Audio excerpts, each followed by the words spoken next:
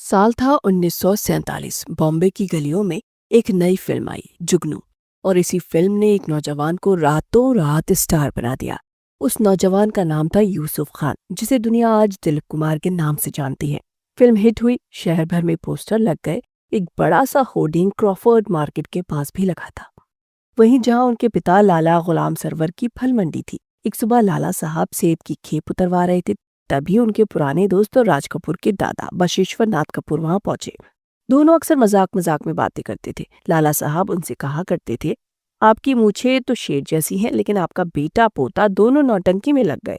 बशेश्वर नाथ हंस पड़े और बोले, आज मैं तुम्हें कुछ दिखाता हूँ, देखकर हैरान रह जाओगे। वो लाला साहब को सड़क के उस पार ले गए। वहां जुगनू का बड़ा सा पोस्टर लगा था। पोस्टर पर लिखा था, a new star is born, Dilip Kumar. चेहरा यूसुफ खान का, लेकिन नाम किसी और का। बशेश्वर नाथ ने कहा, देख लो, ये तुम्हारा बेटा है। नाम बदल लिया ताकि खानदान की इज्जत भी रहे और काम भी चलता रहे। ये बात सुनकर लाला साहब के दिल पर जैसे एक तीर सा लगा। उनका सपना था कि उनका बेटा सरकारी अफसर बने, लेकिन अब वो बेटे को फिल्मी पोस्टर पर मुस्कुराते देख रहे थे, वो भी नए नाम के साथ। उस दिन के बाद उन्होंने अपने बेटे से कई रोज तक बात ही नहीं की। न गुस्सा, न शोर, सिर्फ खामोशी। दिलीप साहब खुद भी पिता की आंखों में देखने से डरते थे। दिलीप साहब ने ये बात अपने करीबी दोस्त राज कपूर को बताई। राज बोले, अब सिर्फ एक शख्स तुम्हारी मदद कर सकता है, मेरे पिताजी पृथ्वीराज जी। कुछ दिन बाद पृथ्वीराज कपूर घर पहुंचे। काफी देर तक बात हुई, माहौल हल्का हो गया और एक शाम लाला साहब ने दिलीप को बुलाया। आओ बैठो।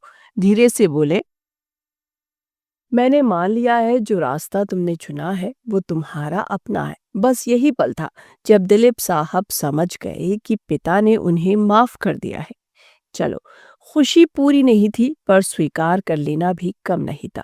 साल 1948 फिल्म मेला रिलीज हुई। फिल्म सुपरहिट थी और पहली बार लाला गुलाम सरवर खुद सिनेमा हॉल में बेटे की फिल्म देखने गए।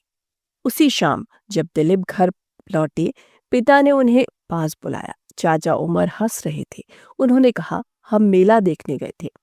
पिता दिलीप को गहरी नजरों से देखते हुए बोले, अगर तुम सच में उस लड़की नरगिस से शादी करना चाहते हो तो मैं उसके घर बात कराऊं। दिलीप साहब कुछ पल के लिए समझ ही नहीं पाए कि क्या हो रहा है। फिर एहसास हुआ, पिता ने फिल्म की कहानी को असली समझ लिया है। दिलीप कुमार अंदर ही अंदर मुस्कुरा दिए, लेकिन जल्दी से समझाया, अब्बाजान, वो सिर्फ फिल्म का किरदार है, असल में ऐसा कुछ नहीं है। साल 1955 में कोयम्बटूर में फिल्म आजाद की शूटिंग के दौरान एक मशहूर ज्योतिषी ने दिलीप साहब का हाथ देखा। उसने कहा, आपकी शादी 40 साल के बाद होगी, आपकी दुल्हन आपसे आधी उम्र की होगी, बहुत ही खूबसूरत, चांद जैसी गोरी और फिल्मों से जुड़ी होगी। वो आपकी जिंदगी की हर तकलीफ अपने ऊपर ले लेगी, बिना किसी शिकायत के। दिलीप साहब ने हंसकर कहा, मैं तो कभी फिल्म वाली लड़की से शादी ही नहीं करूंगा। पर किस्मत को उनकी बात सुननी कहाँ थी। साल 1967 उन्होंने शादी की सायरा बानो से। उम्र सायरा 22 साल, दिलीप साहब 44 साल। ठीक वैसी ही शादी जैसी भविष्यवाणी में कहा गया था। और सच तो ये है, सायरा बानो ने उन्हें उम्र भर पलकों पर बिठा कर रखा।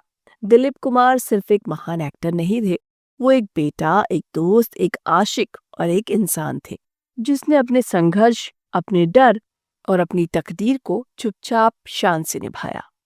तो ये थी दिलीप कुमार की जिंदगी की एक छोटी सी झलक उनकी बर्थ एनिवर्सरी पर।